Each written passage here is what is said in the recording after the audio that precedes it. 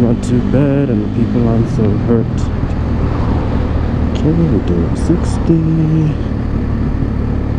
We do a 60.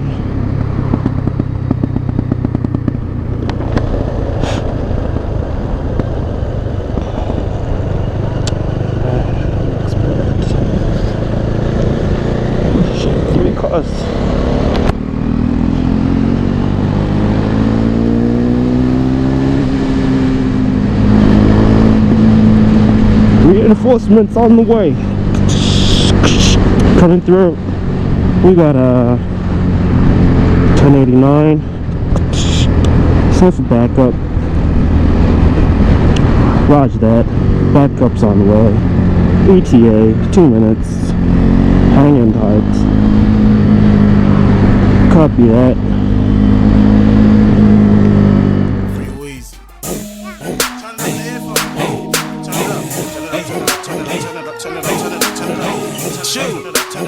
Broken niggas gonna hate this song right here. Hey, let go. You know how we do. Deuces on the cool. Shut the city down every time we come through. You know how we do. Deuces on the cool. Shut the city down every time we come through. We just do it for the prize. Turn up the mile. Money ain't a thing, baby. We can buy it all. All in one swipe. All in one swipe.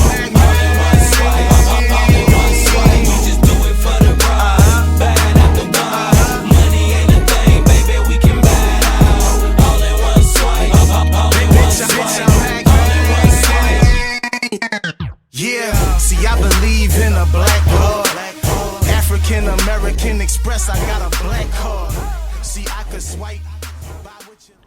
So this is my 2015 KTM 390 Juke, and as you can see, she's not the cleanest bike around. That's because I use it every single day, and today was one of those wet days.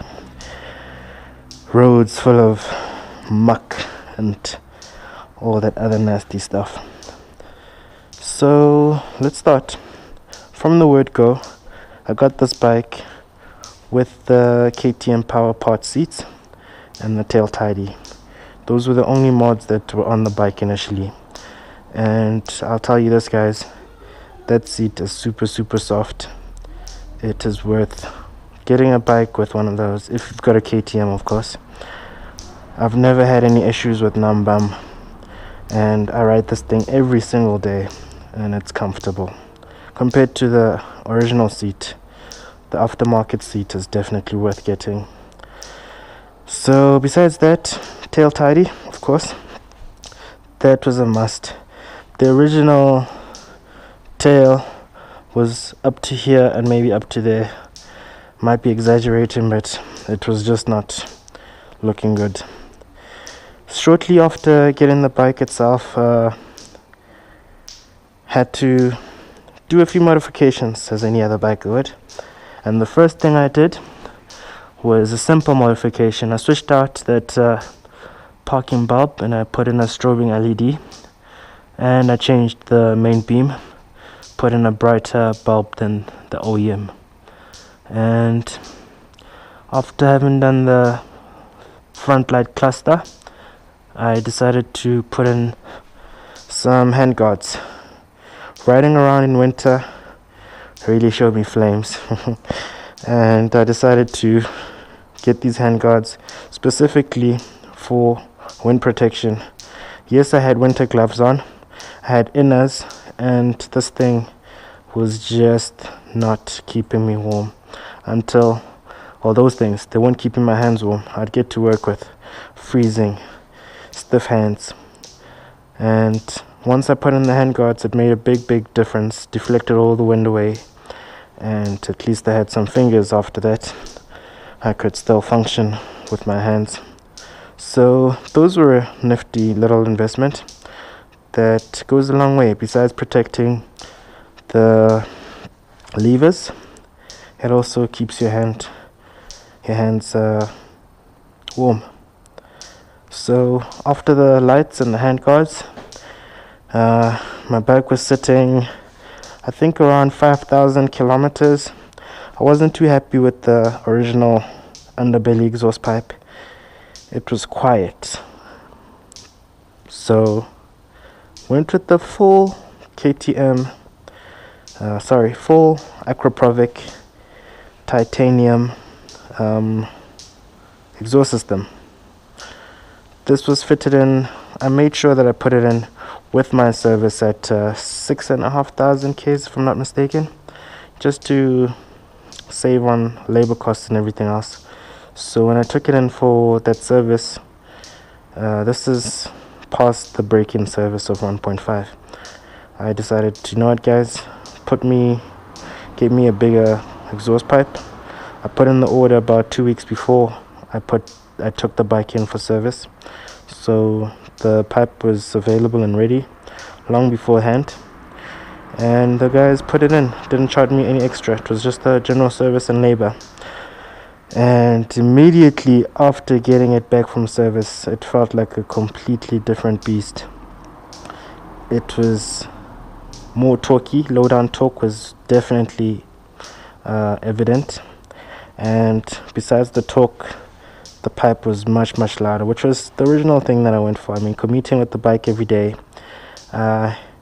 you can't really hear it, and if people can't hear you, they can't see you, things tend to happen, nasty things. So I went with a louder pipe. And having said that, if you look closely inside there's a nut or a bolt, whatever you want to call it, that I can't seem to get out. Not that I wanted to take it out, but I tried to remove this baffle so that there's a big hole, and obviously the baffle or muffler, if you want to call it that, keeps it a bit hush. It's pretty loud, but with that thing taken off, it's super loud.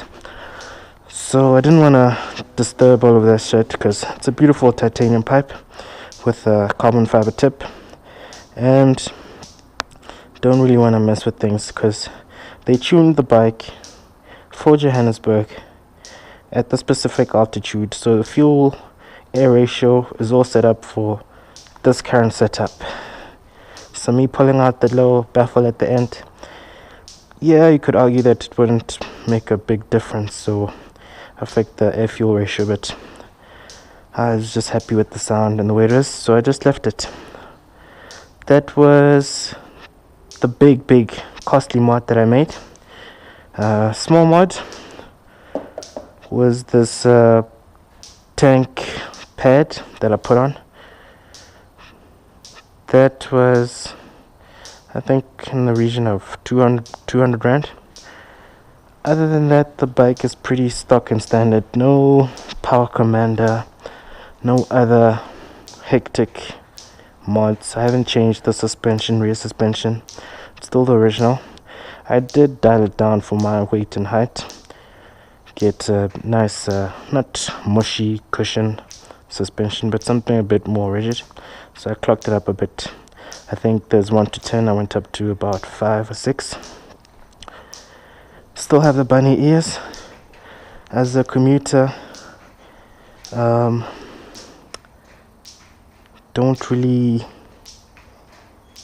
see the practicality of having bar end mirrors, because then that will limit or affect my filtering. So I'm satisfied with the current bunny ears, although I've seen pictures and videos of 390s with bar end mirrors, and those look sick. I'd definitely get those if I wasn't commuting with this thing every day. But for the tight squeezes, the smaller spaces, I prefer the bunny ears. I still have space to filter through traffic, and that's the main thing. Save me time to get wherever I need to get without sitting behind the rest of the people. So just to summarize, we've got the strobing LED. Picked it up from one of the Chinese shops. I changed the original headlight bulb there to something a bit brighter. Got the hand guards, got the Acra pipe, and the tank pad. It came from the shop with the power seat and the tail tidy. literally does snap, crackle and pop. Every day, I think I say snap, crackle and pop at least 5-6 times when I'm driving. Just hear that pop, pop, pop when I upshift or downshift. There's no auto blip here.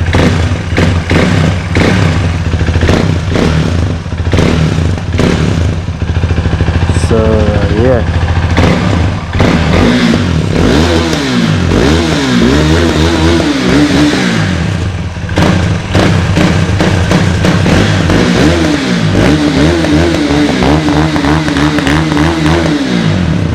Look at my piece of paper that I'm hiding the number plate with.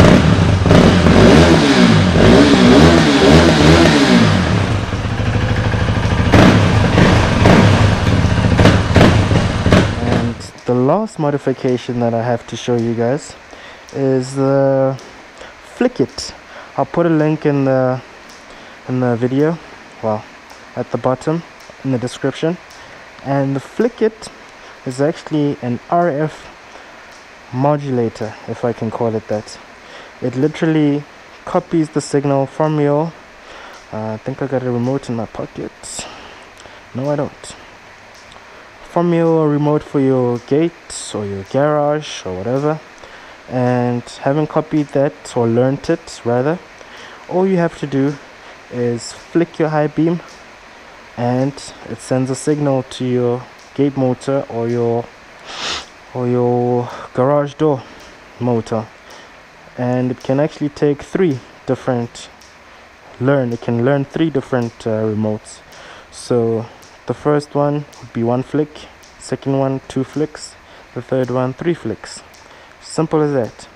It eliminates the need for you having to carry your keys, reach into your pocket, into your bag, onto those chains that look quite untidy on your jeans.